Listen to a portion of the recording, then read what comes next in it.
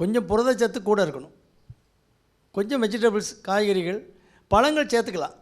இது நிறைய பேர் தெரிகிறதில்ல. பெரிய சேஞ்ச் எல்லாம் ஒன்றும் பண்ண முடியல. டயபெட்டிஸ் வந்துட்டுனா உடனே எல்லாம் மாற்றி ஒரு லிஸ்ட்டை போட்டு அதே சாப்பிட போகிறான், லிஸ்ட்டு படியாக சாப்பிட போகிறான். அவன் வீட்டில் என்ன இருக்கோ அதை சாப்பிட போகிறான். வீட்டில் கஞ்சி தான் குடிக்க முடியும் அப்படின்னா கஞ்சி குடி, குறைய குடி, ஒரு குத்து குறைச்சிக்க, அவ்வளோதான். மாவு பொருளில் தான் குளுக்கோஸாக மாறுது. கார்போஹைட்ரேட் வந்து 100% குளுக்கோஸாக தான் உள்ளே அப்சார்ப் ஆகுது. உள்ள ஜீரணமாகி வரும்போது 100% குளுக்கோஸாக தான் மாறுது. ஒரு இன்சுலின் சரியாக வேலை செய்யலை, அல்லது சுரப்பு குறைபாடு இருக்குது, அல்லது வேலை செய்ய மாட்டேங்குது, இதான் டிஃபெக்ட்டு. அப்போ என்ன பண்ணால் அந்த இன்சுலின் தகுந்த மாதிரி மாவு பொருளை மேட்ச் பண்ணிக்கணும். இப்போ ஒரு 50 யூனிட் வேலை பார்க்கணும், 35 தான் வேலை பார்க்குதுன்னா என்ன பண்ணணும், 15 யூனிட்டுக்கான சர்க்கரை அளவை நீங்கள் உள்ள இன்புட்லேயே குறைச்சிடணும். மாவு பொருளை குறைக்கணும். இப்போ 5 இட்லி 6 இட்லி சாப்பிட்டுட்டு இருப்பான், அதை 4 குறைக்கணும், 3 குறைக்கணும். போதும், நீ சும்மா சாதாரணமாக பார்க்குற வேலைக்கு 3 இட்லி போதும். மற்றதை என்ன பண்ணணும், கொஞ்சம் புரோட்டீன் புரதச்சத்து உள்ள பொருட்கள், கொஞ்சம் பயிறு வகைகள் சேர்த்துக்கலாம், கொஞ்சம் காய்கறிகள் சேர்த்துக்கலாம். அதை கொஞ்சம் லோடு பண்ணாமல் பிறகு கொஞ்சம் கழித்து 11 மணிக்கு லேசாக பசிக்குதுன்னா அப்போ ஒரு பழத்தை சாப்பிட்டுக்கலாம், ஏதாவது மோர் குடிச்சிக்கலாம், ஒரு எலுமிச்சஞ்சாறு எதுவும் குடிச்சிக்கலாம். இப்படி ஸ்ப்ளிட் பண்ணிக்கணும். மாவு பொருளை கொஞ்சம் குறைச்சிக்கிட்டனாலே லோடு குறைஞ்சிரும். இன்சுலினை வேலை செய்ய வைக்கணும்னா இந்த தசைக்கு வேலை கொடுக்கணும். அதுக்காக தான் வாக்கிங் போங்கிறான். எதுக்கு வாக்கிங் போய் சொல்கிறாரு டாக்டர்னு ஒரு பேருக்கும் தெரியாது. டாக்டர் அதை விளக்கமாக சொல்ல மாட்டார். நீ எதுக்கு நடக்கணும்னு சொல்ல மாட்டார். ஏன்னா குளுக்கோஸில் 60% இங்கே தான் உபயோகமாகுது. ஸ்கெலிட்டல் மசில், இந்த தசை தான் உபயோகப்படுத்துது. 60% குளுக்கோஸ் அங்கே தான் உபயோகப்படுத்துது. அங்கே ரிசெப்டார்ஸ் இருக்குது, இன்சுலின் ரிசெப்டார் இருக்குது. அதை ஆக்டிவாக வச்சா இன்சுலின் இருக்க இன்சுலின் வேலை பார்க்கும். மற்றபடி 30% 40% இன்சுலின் வேலை பார்க்காது. இன்சுலின் எதிர்ப்பு தன்மை, இன்சுலின் ரெசிஸ்டன்ஸ் வந்துடும். அப்போ அதை வேலை பார்க்க வச்சாலே போதும். போட்டிருக்க கொத்தனாரை வேலை வாங்குறதுக்கு தான் அது.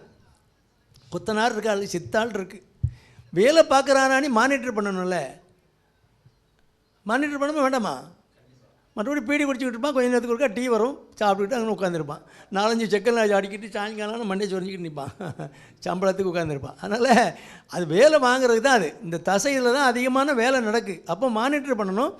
அங்குள்ள ரிசெப்டாரை ஆக்டிவாக வைக்கணும்னா ஃபிசிக்கல் ஆக்டிவிட்டி வேணும். அதனால் இது வரைக்கும் மக்கு மாதிரி இருந்தாலும் இப்போ நடக்க ஆரம்பிச்சிட்டான்னா கதை நடக்கும். இல்லை எனக்கு அது கஷ்டமாக இருக்குது அப்படின்னா சீக்கிரமாக காரியம் நடக்கும்.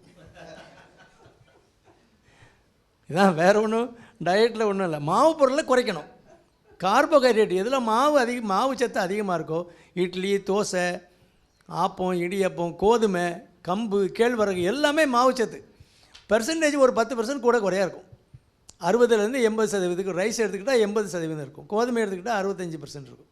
அந்த பெர்சன்டேஜ் கொஞ்சம் குறையுமே தவிர நீங்கள் அமௌண்ட்டை கூட்டும்போது, அளவு கூட்டும்போது 3 தோசைக்கு பதிலாக 5 தோசை சாப்பிடும்போது மேலே போயிருதில்ல, கார்போஹைட்ரேட் அளவு மேலே போயிருதில்ல. அதை மேட்ச் பண்ணிக்கணும், அவ்வளோதான். மறுபடியும் நிறைய தமிழ் மருந்துகள்லாம் இருக்குது, ஐயா நிறையா சொல்லுவாங்க. தோர்ப்பும் கசப்பும் உணவில் அதிகமாக இருந்ததுன்னா நீங்கள் சர்க்கரையே வராதுங்கிறாங்க. ஆவாரம்பூ சேர்த்துக்கணுங்கிறாங்க. ஆவாரம்பூ அவிச்சு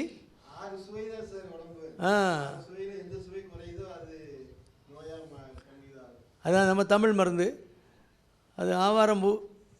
அது நீங்கள் என்ன பண்ணினாலும் சர்க்கரை அணி வந்து அது எஸ்டாப்ளிஷ் ஆகி அந்த 3 மாத கட்டுப்பாடெல்லாம் 8, 9, 10 அப்படிலாம் போன பிறகு என்ன வேணாலும் செய்யுங்க. நீங்கள் கருவேப்பிலை, அந்த பச்சை காய்கறிகள், அதிலலாம் நிறையா சத்துக்கள் இருக்குது.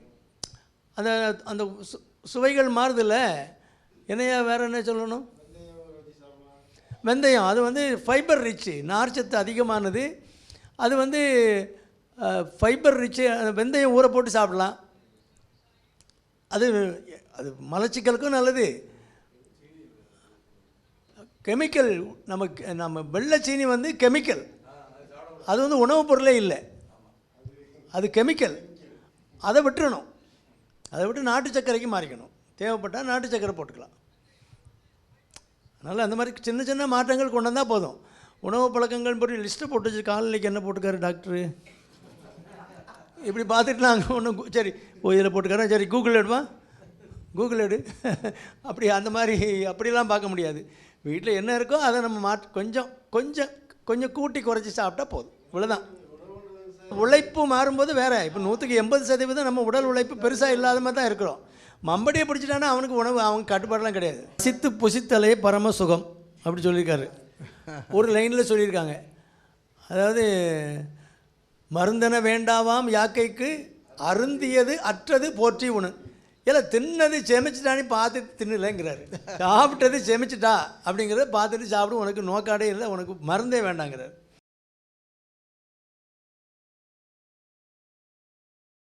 நான்வெஜ்ஜு நல்லதில்லை, மொத்தத்தில் நல்லதில்லை. அதுவும் வயசானவங்களுக்கு நான்வெஜ்ஜு செமிக்காது. அது உங்கள் அம்மா நான்வெஜ்ஜே சாப்பிட்டு பழகியிருப்பாங்கன்னு நினைக்கிறேன். ஒரு ஏஜ் போகும்போது நான்வெஜ்ஜு ஜீரணிக்கக்கூடிய தன்மை குறையும். அப்போது ஏப்பமாக தான் வரும். அல்லது வீட்டில் ஏதாவது டென்ஷன் இருந்தாலும் ஏப்பம் நிறையா வரும்.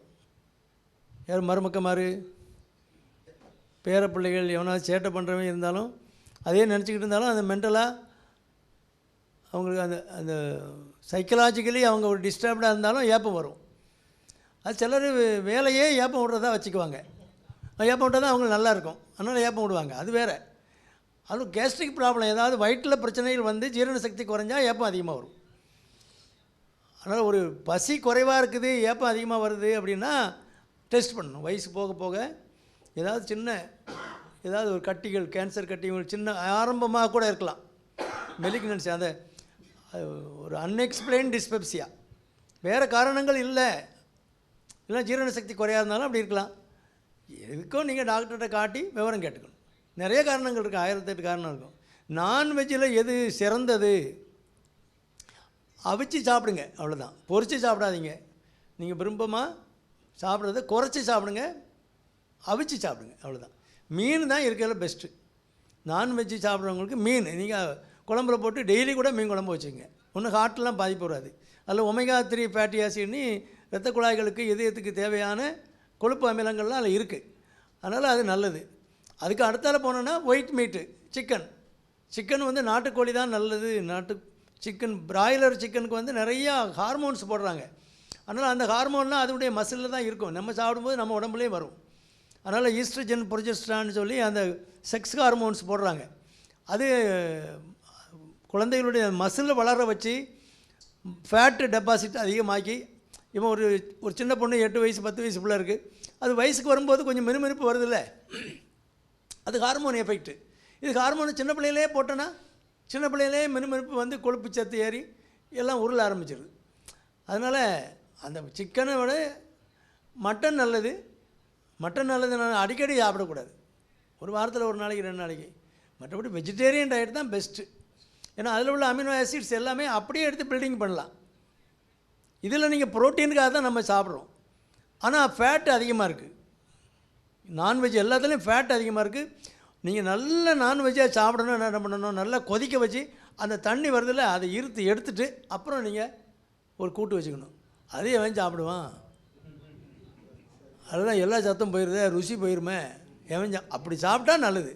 மற்றபடி அதில் கொழுப்பு நிறையா சேரனால கொழுப்பு சம்மந்தமான வியாதிகள், வெயிட்டு போடுறது, அது சம்மந்தமாக பிறகு வெயிட் போட்டால் அதுக்கு அடுத்ததில் இரத்த குழாய்கள் அடைப்பு, அந்த பிரச்சனைலாம் வரும். நான்வெஜ்ஜு அதிகம் சேர்க்கக்கூடாது. அது அப்படி ஒயிட் மீட்டாக சாப்பிடணுன்னா மீனும் சிக்கன் எடுத்துக்கலாம்.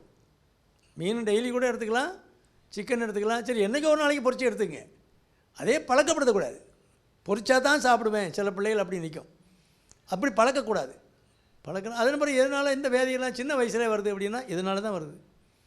சின்ன வயசுலேயே உணவு பழக்கங்களை எல்லாம் கொழுப்பு அதிகமானது, ப்ராசஸ்டு ஃபுட்டு கடைகளில் ரெடி மிக்ஸாக வருது இல்லை, அதெல்லாம் பார்க்குறதுக்கு அழகாக இருக்கும். அதில் என்ன சால்ட் போட்டிருக்கான், என்ன கெமிக்கல் போட்டிருக்கான்னு யாருக்கு தெரியும்? எல்லாம் இப்போ பேக்கேஜில் சப்பாத்தியெல்லாம் அங்கே பேக்கில் இருக்கும், நீங்கள் எடுத்து சூடாக்குனா போதும் அப்படியே சாப்பிட்லாங்களா. அது ப்ரிசர்வேட்டிவ், அது கெட்டு போகாமல் இருக்குது. நீங்கள் சப்பாத்தி மாவு பிசைஞ்சு இன்றைக்கி வச்சிங்கன்னா நாளைக்கு இருக்குமா, நல்லா இருக்குமா? இது மாதக்கணக்கில் ஷெல்ஃபில் உட்காந்துருக்கேன், ஒன்றும் ஆகாமல். அப்போ என்ன கெமிக்கல் போட்டு வச்சுருக்கான், அந்த கெமிக்கல்லாம் உள்ளே தான் போகுது, சால்ட்டு கெமிக்கல் எல்லாம் உள்ளே போகுது. அதனால் ப்ராசஸ்டு ஃபுட்டு வேண்டாம்.